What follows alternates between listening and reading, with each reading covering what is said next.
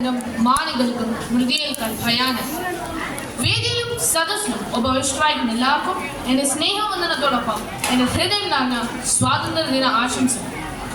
അധിനിവേശത്തിന്റെ കാഴ്ചകളും പൊട്ടിച്ചറിയണം.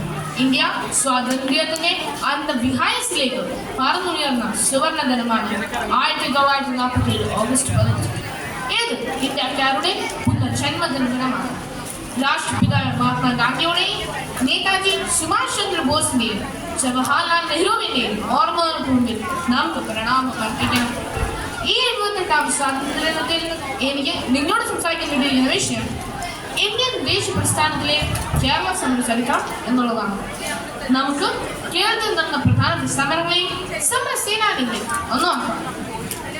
വൈക്കം സത്യഗ്രഹം 1924. അന്നത്തെ കാലത്ത് ദളിതർക്ക് ക്ഷേത്രങ്ങൾക്കടുത്തുള്ള വഴികളുടെ നടക്കാൻ കഴിയാത്ത അവസ്ഥയായിരുന്നു. ഇതിനെ എതിർത്തുകൊണ്ട് T.K. മാധവനെയും കേരളത്തിൻ്റെ നേതൃത്വത്തിൽ സമരങ്ങൾ നടത്തി. ഈ സമരങ്ങൾ കേരള ചരിത്രത്തിൽ വലിയൊരു മാറ്റമായിരുന്നു. ഗുരുവായൂർ സത്യാഗ്രഹം 1931 നടന്ന ഈ സമരത്തിന് നേതൃത്വം നൽകുന്നത് കേരളപ്പനായിരുന്നു. അത് ശ്രീകൃഷ്ണ ക്ഷേത്രത്തിൽ ദളിതർക്കും പ്രവേശനാനുമതി നൽകണം എന്നുള്ള ആവശ്യമായി ആരംഭിച്ചു. ഈ സമരങ്ങൾ കേരളത്തിൽ ഒരു സമ്മതം രൂപപ്പെടാൻ വഴിയൊരുക്കി. ട്രാവൻകൂറിന്റെ ഝാൻസി റാണി എന്നറിയപ്പെടുന്ന അക്കാമാചാര്യ, കേരള ഗാന്ധി എന്നറിയപ്പെടുന്ന കേരളപ്പൻ, പത്രപ്രവർത്തനം വഴി ദേശീയബോധം ജനങ്ങൾക്കിടയിൽ എത്തിച്ച വൈക്കം മൗലവി, കമ്മ്യൂണിസ്റ്റ് പ്രസ്ഥാനത്തിലൂടെ സ്വാതന്ത്ര്യത്തിന് വേണ്ടി പ്രവർത്തിച്ചവരായ EMS നമ്പൂതിരിപ്പാട്, AK ഗോപാലൻ പോലെയുള്ള നിരവധി വീരന്മാരും വീരവനിതകളും ദേശീയ സ്വാതന്ത്ര്യത്തിന് നേതൃത്വം നൽകിയിട്ടുണ്ട്. പത്രങ്ങൾ വാക്കുകൊണ്ട് പോരാടി യുദ്ധസേനകളായി മാറിയിരുന്നു.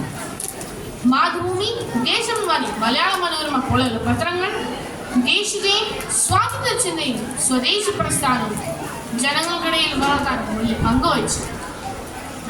ഭാരതം നമ്മളോട് പറയുന്നത് പാഠം. ഭാരതം എൻ്റെ നാടാണ്.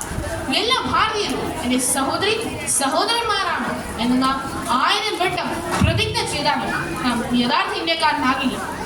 ദേശീയഗാനം പാടുമ്പോഴും ദേശീയ പതാക ഉയർത്തുമ്പോഴും വന്ദേ മാതരത്തിന്റെ സ്തുതി മുഴങ്ങുമ്പോഴും അവയെല്ലാം നമ്മുടെ സമൂഹത്തിനും രാജ്യത്തിനും വേണ്ടി പ്രവർത്തിക്കാനുള്ള മതധ്വനികളായി മാറണം.